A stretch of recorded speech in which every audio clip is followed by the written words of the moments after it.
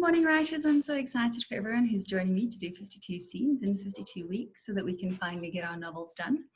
I would like to speak about the prompts today because it's a bit of a weird thing to wrap your head around of how are we going to write and plot a novel if you don't know what the prompts are. That's the fun part, and I promise you that is where the magic lies. So the first thing I want to talk about is plotting versus pansting. Okay, so if you have not been part of the writing world, you might not have heard these terms before, but what it basically means is you either have plotters or you have pansters. Okay, so pansters write by the seat of their pants. So they sit down, they come to the page, and they just let rip and see what comes out of it. Okay. There are pros and cons to both processes. We can talk about those a little bit later, but firstly, so the first thing is you either just pitch up and you start writing. Okay. The second thing is called plotting. Okay, now plotting, it means there's planning involved, you're thinking about where you're going, and you're anticipating what's going to happen next. Sometimes you lose a bit of that magic of adventure, but you also don't end up losing several thousand words, which can sometimes happen when you pants and you go off on tangents. Okay. Plotting, however, some planning involved, you might lose some of that enthusiasm, which you might not be as excited about. Most writers, however, end up somewhere in the middle. So there's a bit of planning involved, but there's still a lot of pantsing involved, okay? And that, to me, is where the fun part is. That's definitely how I write. I pitch up to a novel. I probably, out of the, let's say, 52 scenes we're planning to, I might have, 15 to 20 solid ideas for scenes. And then the rest of them kind of just, I figure out as I go along. If you have to get your character to the airport, how are you going to do that? What's going to happen?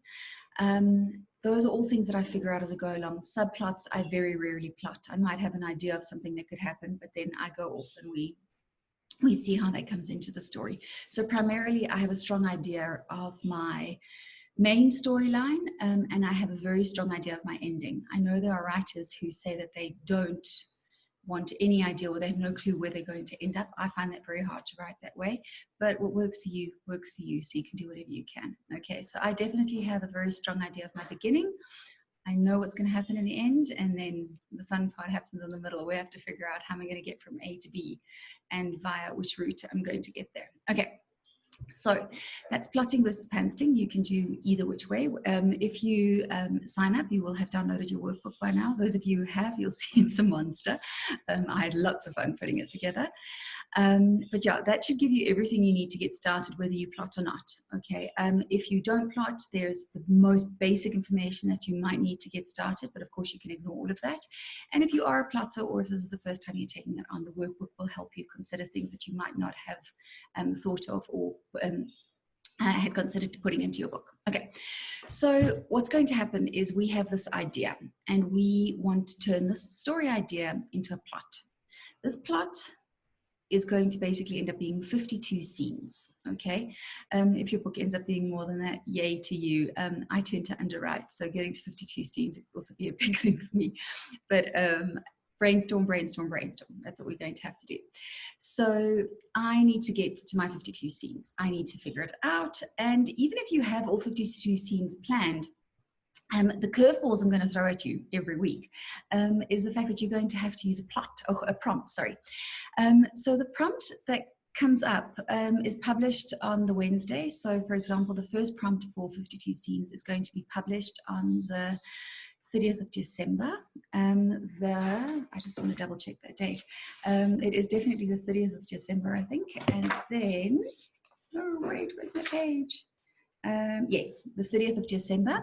And then your first deadline is going to be the 6th of January. So you have 7 days to start your story, to put the thing on the page and see what's going to happen to it. And then whatever the prompt is, you can use, okay? The prompt is meant to be an idea starter, okay? It's meant to jumpstart your brain and take it somewhere where you didn't expect it to go. So, for example, I have a rough idea for the story that I want to use of what my first scene is going to be. And then whatever that prompt is, I get to use it. The prompts are really, really wide open, okay? don't get discouraged or be worried about the prompts. The prompts you can really do anything with. I love using the opposite of the prompt. You can use synonyms of the prompt.